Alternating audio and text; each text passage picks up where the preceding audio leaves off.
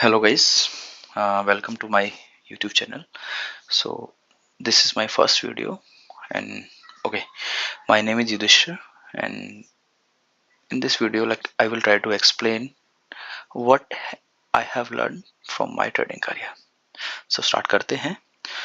तो ये है Prakash pipes limited. I just saw this chart and I saw like things are beautifully working here. So I wanted to start from here. Prakash Pipes Limited, like I saw like fundamentally it is a good stock. तो fundamental में हम नहीं जाएंगे, हम सिर्फ technical देखेंगे और technical charts के अंदर हम किस तरह हम एंट्री कर पाए. कभी कभी ऐसा होता है चार्ट स्टॉक्स फंडामेंटली काफी स्ट्रांग होता है लेकिन फिर भी हम 2-3 साल तक हमें कोई प्रॉफिट नहीं दिखता है. रीजन ये होता है कि हमारी एंट्री गलत होती है. तो एंट्री को कैसे हम परफेक्ट करें, कैसे हम एक रिटेलर की माइंडसेट से निकल के हम एक ऑपरेटर की तरह सोच पाए. ऑपरेटर कहाँ पे एंटर करता है और हमको भी ऐसे ही देखना होगा कि ऑपरेटर जहाँ एंटर कर रहा है हमको भी वहीं पे एंटर करें. देखिए ये चार्ट में आप देख रहे हैं, कुछ मैंने जोन मार्क कर रखे हैं. तो ये जोन है जो मुझे सपोर्ट और रेजिस्टेंस दिखा रहे हैं. सपोर्ट अभी तक आपने सीखा होगा, सपोर्ट हम कुछ लाइंस को मिला देते हैं, यहाँ ट्रेंड लाइन बना देते हैं कि इसके ब्रेकआउट पे हमें एंटर करना है. वो चीज़ें पहले कभी काम करती थी लेकिन हमेशा काम नहीं करती हैं. उनके बेसिस पे आप डिसीजन लोगे तो आपको निकाल दिया जाएगा. ऑपरेटर ऑपरेटर को पता है रिटेलर कहाँ एंटर कर रहा है और ऑपरेटर हमेशा ट्राई करेगा कि रिटेलर को किस तरह स्टॉक से बाहर करके लिक्विडिटी जनरेट करके और वो स्टॉक में एंटर कर पाए. ठीक है, तो स्टार्ट करते हैं. प्रकाश पाइप लिमिटेड, ये मैं मेनली मंथली से स्टार्ट करता हूँ, बट ओके मैंने वीकली से स्टार्ट करते हैं, कोई प्रॉब्लम नहीं है. तो सबसे पहले मैं ये चार्ट है, ये 19 में स्टार्ट हुआ है, स्टॉक लिस्टेड हुआ होगा 19 में. ये 100 रुपीज के आसपास स्टार्ट हुआ है, ओपन हुआ है, उसके बाद ये 108 तक गया है, फिर ये नीचे आके उसके बाद ये देखिए 22 रुपीज तक आ गया है स्टॉक. ये कितने महीने के अंदर, जून 2019 से मार्च 2020 तक. तो कोई भी लाइक ये टाइम होता है कि ऑपरेटर स्टॉक को नीचे लेके आया. किस रीजन से लेके आया मार्केट में, इसका क्या सेंटिमेंट्स थे, उसमें हम नहीं जाएंगे. तो ये 20 रुपीज पे आ गया. उसके बाद ये फिर से कुछ गुड न्यूज आई होगी, कंपनी ने अच्छा परफॉर्म करना स्टार्ट किया होगा, कुछ रिजल्ट्स अच्छे आए होंगे जो कि ऑपरेटर देख पाता है. रिटेलर को जब पता चलता है जब कोई ब्रेकआउट ले लेता है, तो रिटेलर ऑपरेटर को पहले से पता होता है. तो रिटेलर कैसे एंटर कर पाए जब ऑपरेटर एंटर कर रहा है, तो वही चीज मैं एक्सप्लेन करने की कोशिश कर रहा हूँ. देखिए हमको सपोर्ट और रेजिस्टेंस ड्रॉ करना आना चाहिए, दैट्स इट. अब तक आपने जैसे सपोर्ट रेजिस्टेंस ड्रॉ किए हैं वो आप भूल जाइए. हमें सपोर्ट जोन और रेजिस्टेंस जोन बनाना है. जोन के अंदर हमें एंट्री लेनी है. ओके, और वो चीजें काम करती हैं, आपके सपोर्ट रेजिस्टेंस जोन नहीं ब्रेक होंगे. ठीक है, तो देखिए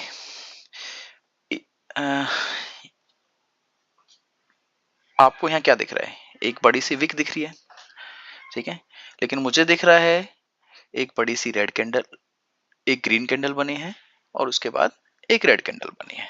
ठीक है, तो पहले यहाँ पे बाइंग हुई है 100 रुपीज से, ये गया है 108 तक, ग्रीन कैंडल बनी है, फिर 109 से ये 95 रुपीज पे आके ये स्टॉप हो गया, ये वीक क्लोज हो गया. तो अगर ये किसी और टाइम फ्रेम में होता तो मुझे एक ग्रीन कैंडल दिखती और एक रेड कैंडल दिखती. तो ग्रीन कैंडल को मैंने यहाँ मार्क कर दिया है कंप्लीट जोन. ठीक है, अब स्टॉक नीचे चलने लग जाता है. ठीक है, मार्केट ये मेरे लिए एक रेजिस्टेंस जोन है अभी, क्योंकि यहाँ बाइंग स्टार्ट हुई, बाइंग के अगेंस्ट में सेलर्स आ गए हैं. अब यहाँ पे शॉर्ट सेलिंग स्टार्ट हो गई है. तो कोई भी ऑपरेटर, कोई शॉर्ट सेलर, कोई ऑपरेटर यहाँ पे शॉर्ट सेलिंग कर रहा है तो वो स्टॉक को कहाँ तक ऊपर जाने देगा. वो वो लॉस तो लेना नहीं चाहेगा. वो स्टॉक को मैक्सिमम जो ग्रीन कैंडल होगी, ग्रीन कैंडल का जो ओपनिंग प्राइस होगा जैसे कि 95, तो 95 रुपीज से वो स्टॉक को ऊपर कभी नहीं जाने देगा. अगर उसने सेलिंग की है 100 पे, 108 पे, 105 पे, किसी भी प्राइस पे की है, तो वो उस जोन में ही नहीं जाने देगा जिस जोन में बाइंग आ सके और लोग एंटर कर सकें. अगर वो जोन में चला गया तो वही है, सबको ब्रेकआउट दिखेगा, कुछ दिखेगा, तो बायर्स के और बायर्स आ सकते हैं और वो खुद लॉस में आ सकता है।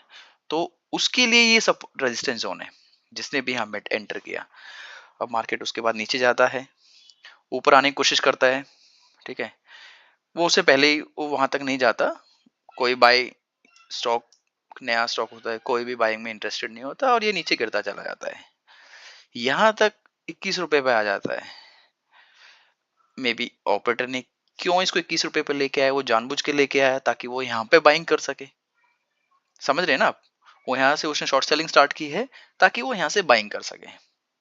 ये मैं इसको यही कंसिडर करके चलता हूँ, वो यहाँ पे बाइंग करता है क्योंकि इसके बाद नीचे नहीं जाता, यहाँ बाइंग होती है और अच्छी खासी बाइंग होती है, उसके बाद स्टॉक वापस आता ही नहीं है।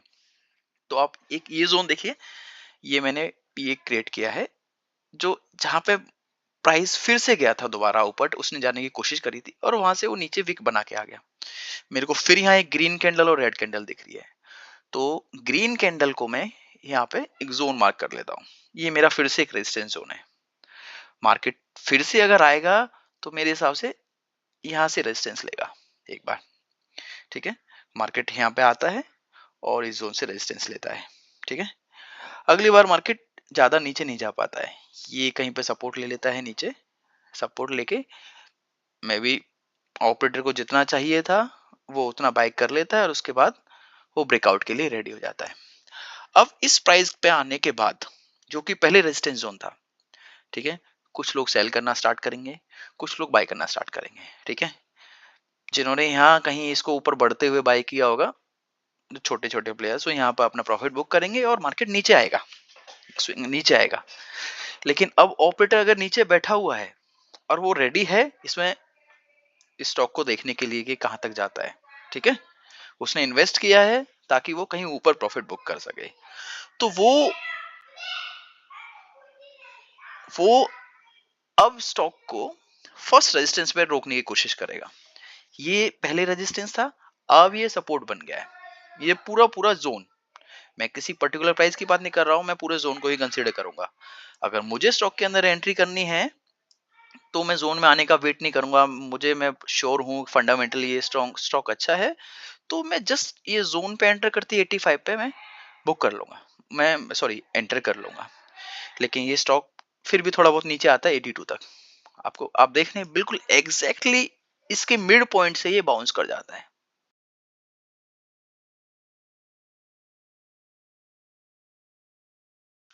एग्जैक्टली मिड से बाउंस कर रहा है, मींस यहाँ ह्यूमन तो इसको एग्जैक्टली वहां से नहीं बाउंस, इसको मतलब इ- नहीं ऑर्डर पंच कर सकता कि एग्जैक्टली ये मिड से बाउंस हो जाए। तो यहाँ पे एल्गोज काम करती है, मशीन्स काम करती हैं, जो उसके जोन के अगर प्राइस आया तो वहां पे वो बाइंग करना स्टार्ट कर देगा। जिसने यहाँ पे बाइंग स्टार्ट करी है, जो प्राइस को यहाँ तक लेके गया है, वो यहाँ से एक पुश देगा एग्जैक्टली मिड से। तो ये होता है कंफर्मेशन, ठीक है। स्टॉक चल रहा है, ऊपर जा रहा है, तो अगर मुझे स्टॉक में एंटर करना होता, मुझे फंडामेंटली स्टॉक अच्छा लगता, तो मैं इसके मिड से एंटर करता। यहीं से ऑपरेटर एंटर करेगा, कोई दूसरा ऑपरेटर एंटर करेगा, क्योंकि ऑपरेटर भी ये ऑपरेटर जिसने यहाँ पैसा लगा रखा वो इसी पॉइंट पर पैसा लगाने वाला है, उससे पहले नहीं लगाने, उससे जरूरत नहीं है। वो वापस से स्टॉक को यहाँ तक आने का वेट नहीं करेगा, नीचे आने का कि ये स्टॉक नीचे तक आए। अगर स्टॉक नीचे तक आए तो सेलर्स की भरमार आ जाएगी मार्केट में और सेलर्स आ, सॉरी गाइस, ये मेरा फर्स्ट रिकॉर्डिंग है तो थोड़ा सा डिस्टरबेंस आपको मिल सकता है, ठीक है। तो यहाँ से वो दोबारा से पंप करता है, मनी पंप करता है। उसके बाद अब देखिए, ये आपने सुना होगा, जो सपोर्ट है वो रेजिस्टेंस का काम करता है, आगे चल के रेजिस्टेंस है वो सपोर्ट बन जाता है, वो चीजें हमेशा काम करती हैं। पर अगर आपने सही से सपोर्ट रेजिस्टेंस आपने बना रखे हैं, मार्क कर रखे हैं, तो ठीक है। अब तक मेरा ये रेजिस्टेंस जोन था, ठीक है। अब ये मेरा ये सपोर्ट जोन की तरह वर्क करेगा। इसको मैं सपोर्ट जोन बोल, अभी मैं सपोर्ट जोन ही बोलूंगा, अभी मैं वो सारे टर्म्स यूज नहीं करूंगा, ठीक है। अब ये मेरा, अब सबको दिखेगा कि भाई ब्रेकआउट आया है, साल भर के बाद, 1.5 साल के बाद ब्रेकआउट आया है, कुछ लोग यहाँ पे एंटर करना चाहेंगे, ऊपर जाएंगे, ठीक है। 135 तक गया स्टॉक, लोग यहाँ पे बाय करेंगे, रिटेलर्स बाय करते हैं और उनको फिर से दोबारा ये 100 तक आ जाता है, उनको लॉस दिखेगा, कुछ लोग भाग जाएंगे। लेकिन कुछ लोग इसमें दोबारा से एंटर करेंगे, कुछ लोग देखेंगे कि भाई इसने तो पुराना यहाँ पे ड्रॉ कर लेंगे, कैसे करते हैं ड्रॉ, इसने तो 109 के नीचे क्लोजिंग दे दी, वीकली क्लोजिंग दे दी, ठीक है। और कुछ लोग ईएमए ड्रॉ करेंगे कि भाई ईएमए के नीचे चला गया है, तो इससे बाहर हो जाएंगे।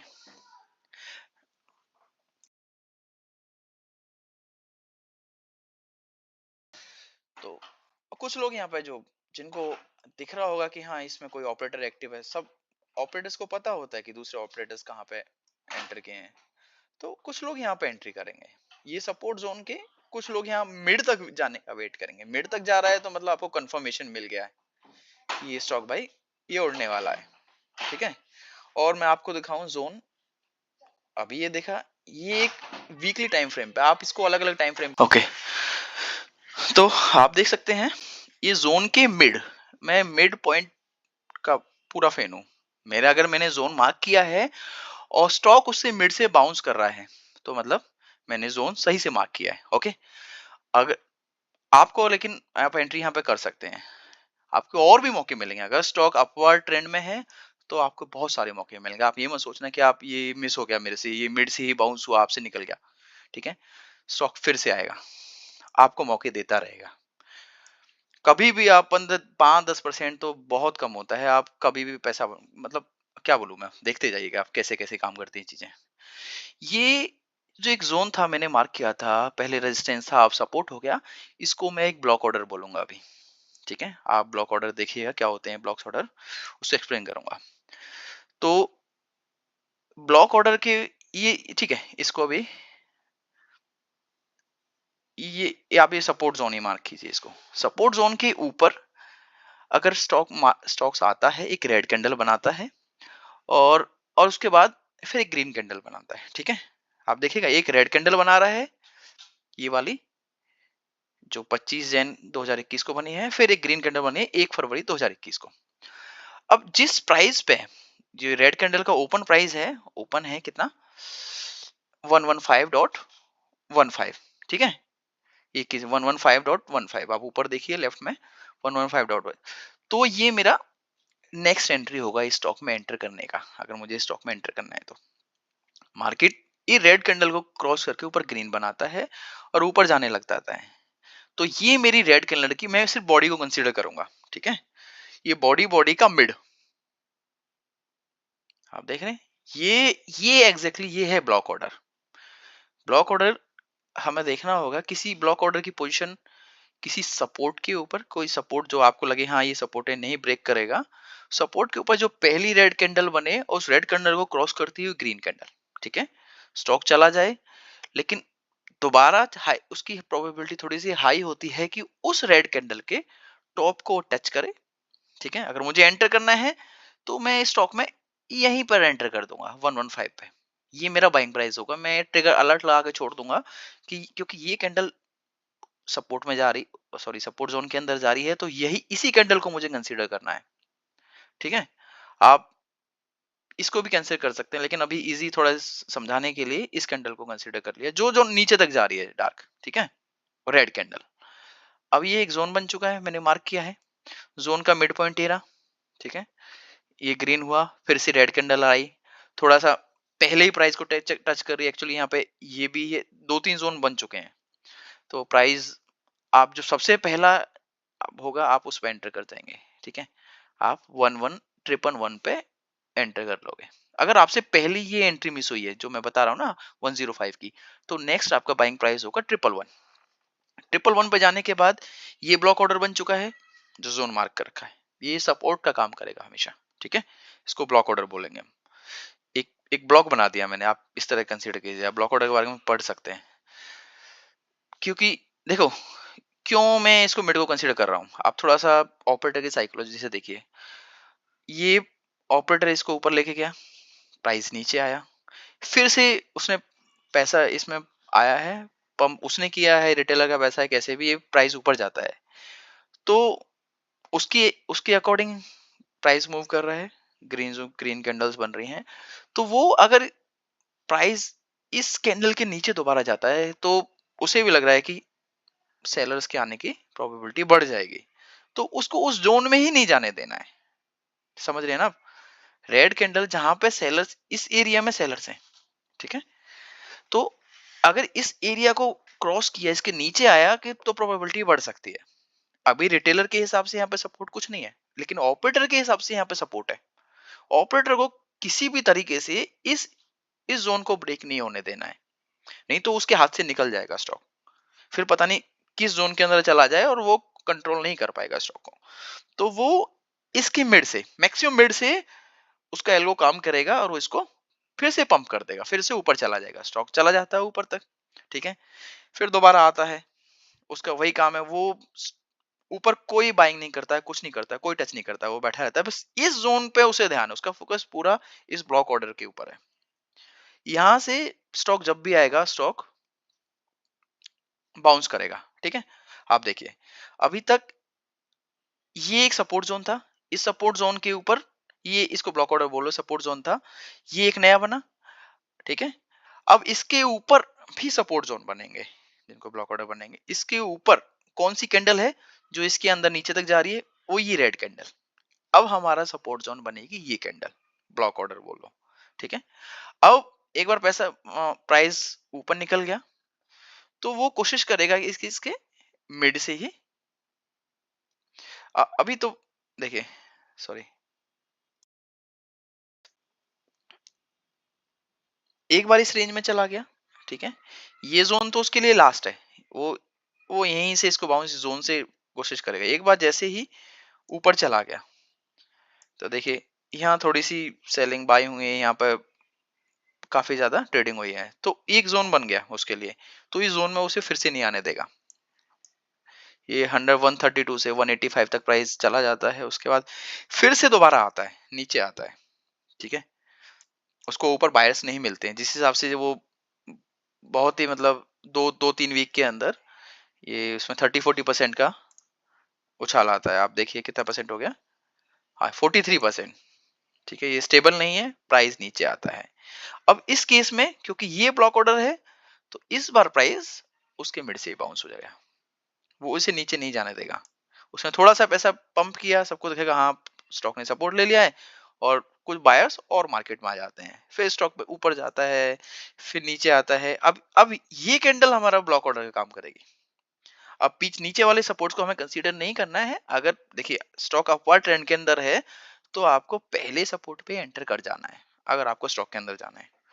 तो दूसरे ऑपरेटर्स भी यहीं पे एंटर करेंगे, उसे पता है कि वो यहाँ तक आने का वेट नहीं करेंगे कि उनसे मिस हो गया, कि ये स्टॉक फिर से इस लेवल को रिटेस्ट करने के लिए आएगा। उसके ऊपर ऑलरेडी लेवल्स हैं, ऑलरेडी सपोर्ट जोन है, तो स्टॉक वहीं से बाउंस कर जाएगा। अगर मिड से बाउंस कर रहा है, तो मतलब आपको कंफर्मेशन भी मिल गई है, आप मिड से मिड से बाउंस हो गया, आपको अगले दिन दिख जाएगा, आप कहीं भी यहीं पे एंटर कर सकते हैं, ठीक है। और उसके बाद देखिए, ये एक सपोर्ट जोन बन गया। अब इस सपोर्ट जोन के ऊपर ये रेड कैंडल है, जिसको क्रॉस करती हुई ग्रीन कैंडल बन चुकी है ऊपर। अब ये रेड कैंडल को हम मार्क कर लेंगे, ठीक है। ये एक्चुअली रेड कैंडल और एक ग्रीन कैंडल में भी आप देखिए पहले रेड बनी होगी तब ग्रीन बनी है, तो यहाँ से यहाँ तक ये पूरा एक रेड कैंडल का जोन होगा, ठीक है। तो मैंने पूरा ये एरिया मार्क कर लिया है। थोड़ा बहुत फर्क आ जाता है, कभी कभी आपने सही से ड्रॉ नहीं किया तो आपको ऐसा लगेगा, लेकिन आपको अलग अलग तरीके से देखना है कि जोन कैसे बनना है, आपको अलग अलग टाइम फ्रेम पे ये चीजें देखनी है। आपको दिखने लगेंगी, स्टार्टिंग में आपको समझ में नहीं आएगा कि यहाँ से यहाँ मार्क करूंगा तो इसका मिड यहाँ पे आएगा, ये जोन, ये स्टॉक आता है, ये मिड से बाउंस कर जाता है, ठीक है, ऊपर तक जाता है। ऊपर यहाँ एक ग्रीन कैंडल बनती है, फिर एक रेड कैंडल बनती है, और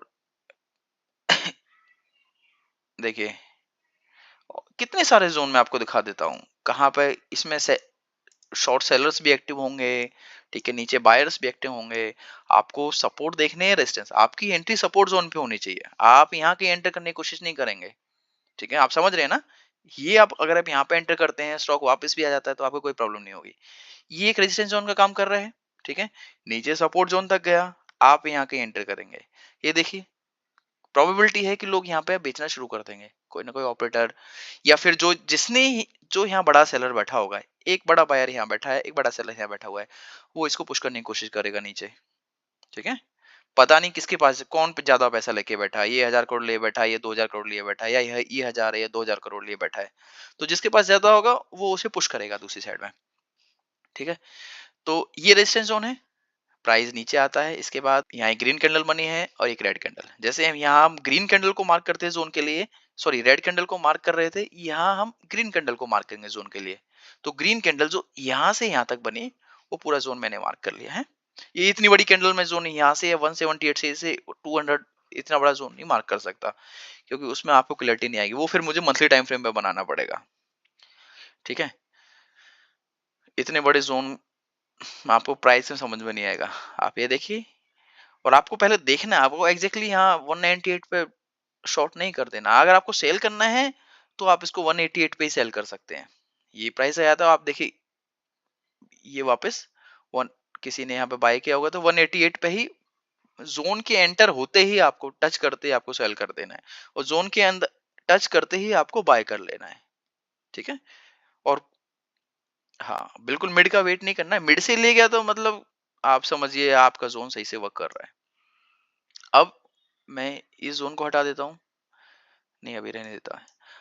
अब स्टॉक फिर से नीचे आ रहा है, ठीक है, उसको अभी मैं फिर से दिखा देता हूँ आपको जोन।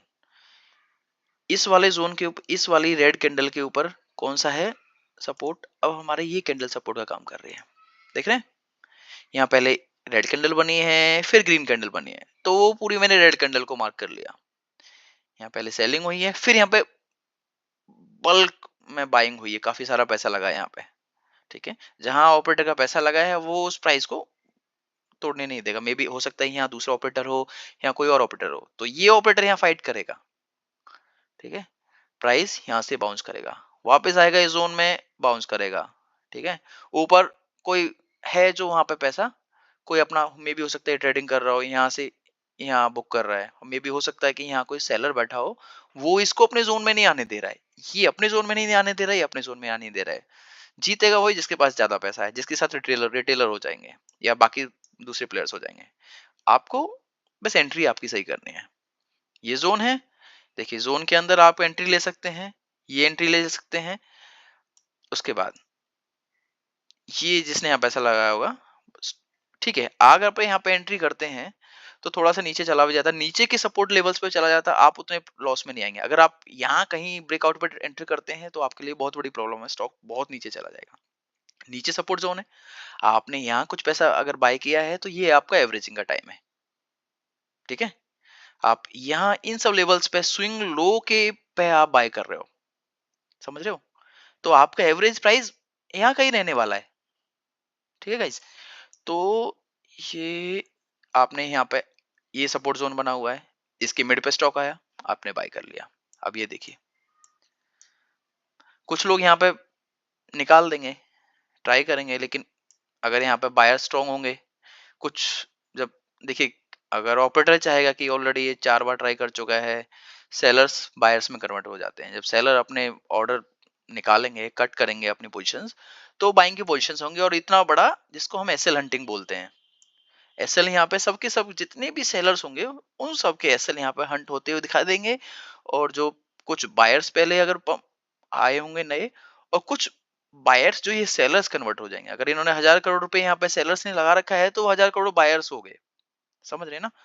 तो इसलिए इतना बड़ा मूव आता है हमेशा, इसे एसएल हंटिंग बोलते हैं। मैं काफी सारे कंसेप्ट को मिला दे रहा हूँ, मैं भी काफी सारी चीजें मिक्स करके अपने तब मैं कोई सपोर्ट जोन ये चीजें बनाता हूँ। अब ये देखिए स्टॉक चला गया 209 से, वापस उस प्राइस पे नहीं आया। मैं अगर ये दोबारा इस प्राइस पे आता 198 पे, तो मैं इसको बाय करता। ठीक है, उससे पहले मैं बाय नहीं करता। अगर मुझे इसके फंडामेंटली सब कुछ स्ट्रांग लगता है और मुझे स्टॉक में रहना है, ठीक है, तो मैं 198 पे, ये कंफर्मेशन भी मिल गया कि ऊपर चला गया, और मैं 198 पे इसको बाय करता। कुछ लोग बाय करते कि 210 पे, कि एग्जैक्टली 210 पे लाइन खींचते ड्रॉ करते, तो वो सही नहीं होता। आप मिड पे, मिड पे अगर बाउंस कर रहा है तो वो एक सही प्राइस है, मतलब आपका जोन वर्क कर रहा है। ठीक है, दूसरा जोन में बनाता यहाँ पे प्राइस नहीं आया। ठीक है, अब ये स्टॉक क्या कर रहा है, अब देखिए ये मैंने वीकली टाइम फ्रेम पे ले रखा है, थोड़ा सा इसको आपको और से दिखाते हैं कि पीछे क्या क्या हुआ है। कैसे ये चीजें वर्क करती हैं। यहाँ नहीं, यहाँ देखिए, ये स्टॉक चला गया, इसने कुछ लोगों ने यहाँ ट्रेंड लाइन बनाई होगी, ट्रेंड लाइन को तोड़ा। तो कैसे करते हैं ट्रेंड लाइन, देखते हैं। उन्होंने यहाँ ट्रेंड लाइन बनाई होगी, ये ट्रेंड लाइन यहाँ ब्रेक हुई, 275 पे एंटर किया, तो यहाँ पे ट्रेंड लाइन ने वर्क किया, कोई प्रॉब्लम नहीं है। मैक्सिमम क्या होता था, ट्रेंड लाइन ब्रेक कितनी बार होता है, ट्रेंड लाइन ब्रेक हो जाती है, फिर से प्राइस नीचे आ जाता है, और इतना नीचे आ जाता है कि पहले सारे लो तोड़ देता है। तो जितने लोग बायर्स ऊपर एंटर किए होते हैं, उनके एसएल हिट होते हैं और प्राइस बहुत नीचे चला जाता है। तो उस चीज को अवॉइड करने के लिए हम लोगों को स्विंग लो पहचानने हैं मार्केट के अंदर, स्विंग लो पे एंटर करना है, ठीक है। तो ये ट्रेंड लाइन ब्रेकआउट, ये पुराने कंसेप्ट हैं, ये पहले कभी वर्क किए हैं, कभी नहीं करते हैं, मैक्सिमम ये वर्क नहीं करते हैं, और ऑपरेटर ये सब देखता है कि अच्छा यहाँ बायर्स आ गए, लिक्विडिटी आ गई है, तो वो यहाँ पे वो सेल करना शुरू कर देगा, और जैसे ही वो थोड़ा सा सेल, थोड़ा सा पैसा अपना निकालेगा, जो यहाँ सारे रिटेलर ट्रेडर्स बैठे होंगे, उनके सेल हिट होने से हो जाएंगे, और एक नीचे तक आ जाएगा प्राइस, मे बी हो जाए इस प्राइस तक टच हो जाए, फिर ऑपरेटर वहां पे एंट्री करेगा। गो, यहाँ ठीक है, ये डी टेस्ट के लिए नहीं आया, बट हमें ऐसी जगहों पे एंट्री नहीं करनी है। ओके, अब देखते हैं क्या कर रहा है स्टॉक। ये डेली टाइम फ्रेम पे है, स्टॉक ऊपर तक जाता है, उसके बाद ये जोन हमें नहीं पता चल रहा है कि ये क्या यहाँ से क्यों बाउंस किया। मे बी लाइक हम देख सकते हैं कुछ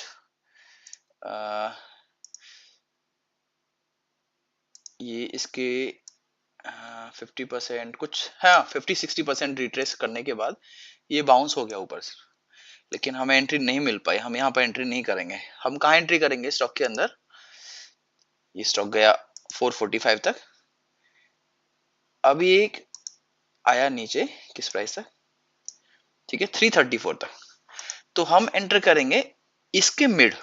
अगर स्टॉक वापस आएगा वो भी तब करेंगे जब स्टॉक इसको क्रॉस करते चला जाएगा। आप ये समझिए, ये एक रेड कैंडल बनी है, ठीक है, जिसने सपोर्ट लिया है, ऊपर ग्रीन कैंडल बनी है जो रेड को क्रॉस करके ऊपर गई है। अब ये हमारी रेड कैंडल है पूरी की पूरी, ठीक है। इस रेड कैंडल के मिड से हम लोग एंटर करेंगे, ठीक है।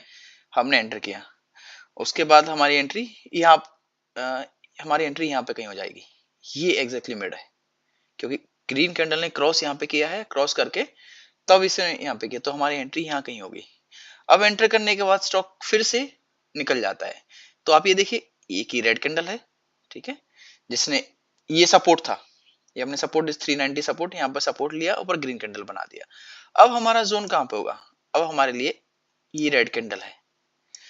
अब अगली एंट्री, हाँ ये रेड कैंडल, ये ग्रीन कैंडल, इसके मिड, मिड प्राइस पे, ठीक है, हमारी एंट्री यहाँ कहीं होगी। लेकिन क्या आप देखिए, ये एक तो ग्रीन कैंडल इतनी अच्छी बनी नहीं है, और दूसरा हमने एंट्री यहाँ पे करी या यहाँ पे एंट्री करी, लेकिन इस बार ऑपरेटर ये चीज हमेशा तो काम नहीं करती है, एक ना एक प्राइस के बाद तो कहीं ना कहीं जो बायर्स यहाँ पे होते हैं, कोई छोटे प्लेयर जो जो यहाँ पे एंटर किए थे वो भी फंसते हैं, लेकिन वो ज्यादा फंसते हैं जिन्होंने इस ब्रेकआउट पे एंट्री की होगी, जिन्होंने 480 के आसपास एंट्री करी होगी। अगर प्राइस इतना नीचे चला जाएगा तो वो निकल जाएगा स्टॉक में से, उसे 20-30% का जैसे ही माइनस दिखेगा अपना पोर्टफोलियो, वो निकल जाएगा। और मार्केट हमेशा यही करती है, मार्केट छोटे प्लेयर्स को निकालने की कोशिश करती है आएगी। तो ये कुछ लोग, ये देखिए यहाँ पे भी एक ट्रेंड लाइन बनती है, अलग अलग तरीके से ट्रेंड लाइन, ये ट्रेंड लाइन ब्रेक हुई तो बहुत सारे लोग यहाँ पे बायर्स निकल जाएंगे। अब ये एक सिनेरियो बन चुका है, तो लोगों ने यहाँ पे एंटर तो नहीं किया, लेकिन कुछ ने यहाँ पे एंटर किया जो कि स्ट्रेट लाइन के ब्रेक होते ही यहाँ पे निकल जाएंगे। कुछ ब्रेक इसका वेट करेंगे इस पॉइंट का, वो यहाँ पे निकल जाएंगे। कुछ थोड़े से और बड़े प्लेयर होंगे, वो इस वाले लो को जैसे ही ब्रेक कर जाएगा वो निकल जाएंगे, और यहीं पे इनके ब्रेक होने के बाद यहाँ पे बायर्स ऑपरेटर के लिए एंट्री पॉइंट होगा, ठीक है। अब जब ये एक, आप देखिए ये सब मैं पुराना हटा देता हूं क्योंकि हम यहाँ तक पहुंच गए हैं। अब ये एक जोन बन चुका है जहां पे ऑपरेटर ने एंट्री चुकी है, इसको हम वीकली टाइम फ्रेम पे मैंने बनाया है, ठीक है। ये आप विक, मैं इसको वीक को ही कंसीडर कर लिया क्योंकि ये रेड कैंडल बनी और ग्रीन कैंडल क्रॉस करती हुई ऊपर चली गई। दोबारा से इस वीक को टेस्ट करने के लिए रेड कैंडल आ रही है, फिर से दोबारा ग्रीन कैंडल। ये हर बार मिड तक नहीं आ रही है, लेकिन इस जोन को टच करते ही वो पहले के पहले ही उसे निकाल ले जाता है। जितना जोन के पास आएगी उतना ही वो जोन कमजोर होता चला जाएगा। मिड पे आ रही है, मिड से नीचे नहीं आनी चाहिए, मिड से नीचे आ रही है तो मतलब वो जोन टूटने वाला है। वो सपोर्ट जोन कभी भी रेजिस्टेंस जोन बन सकता है। ठीक है, अब ये ऊपर से पहले तो ये एक बार बाउंस हो चुका, आपको सेकंड बाउंस का वेट करना है। देखिए ये मिड जोन बना तो आपकी एंट्री, ये आपने देखा ये रेड कैंडल आई, इसने बाउंस कर लिया ग्रीन कैंडल ने इसको, यहाँ ये एक रेड कैंडल बनी है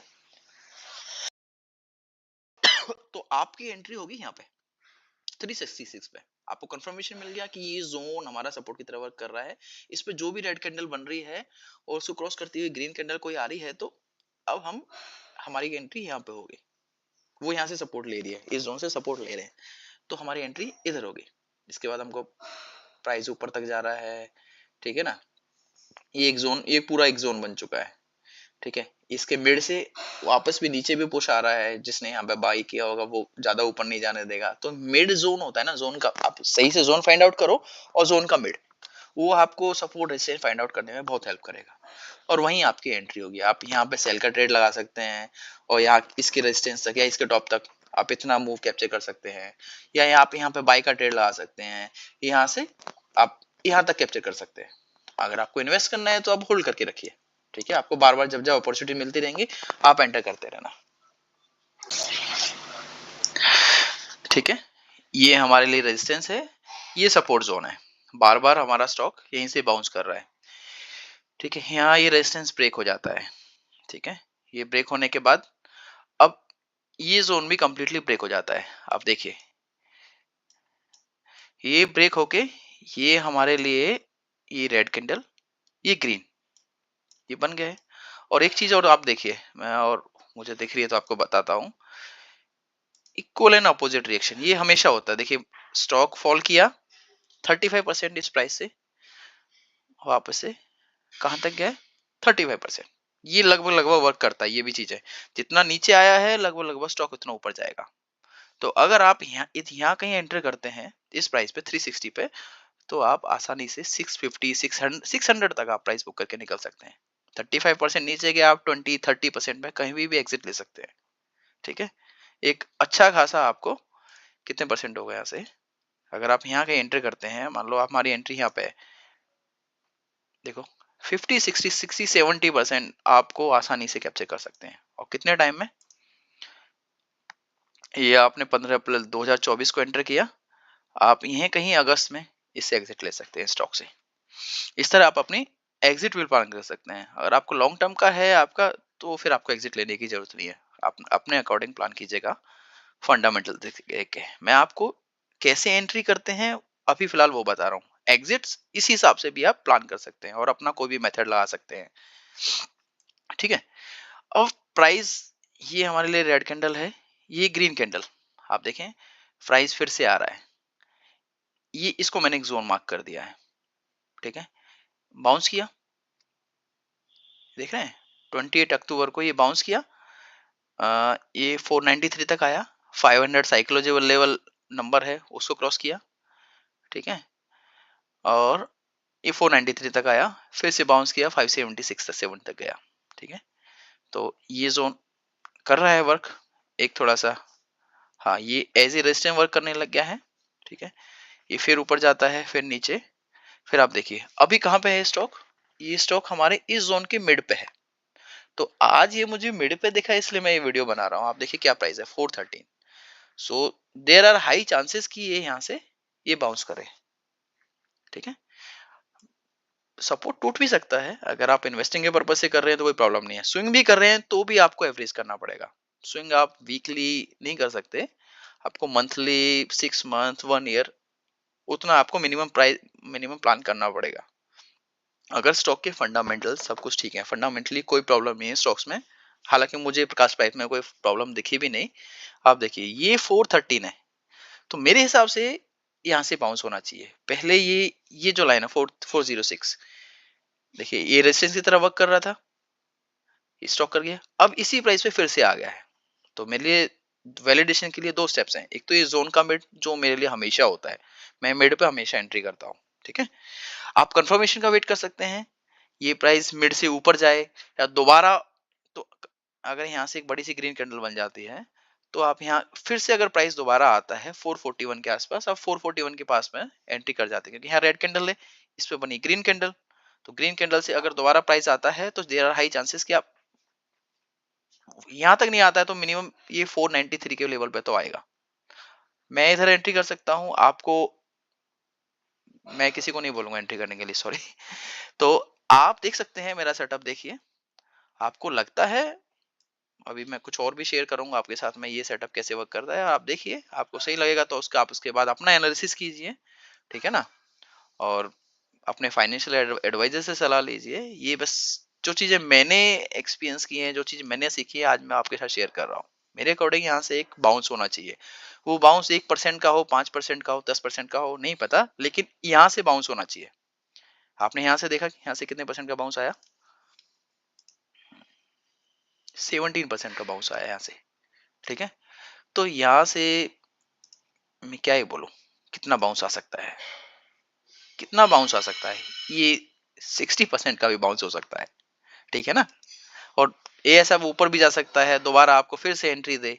तो देखिए, बने रहिए, सीखिए, मैं तो ये बोलूंगा, अपना पैसा लगाने से पहले पेपर ट्रेडिंग कीजिए और उसके बाद कोशिश कीजिए स्विंग लो पर एंटर करने का। स्विंग लो अगर आप गलत भी होते हैं तो आपको उतना आपको लॉस नहीं दिखेगा।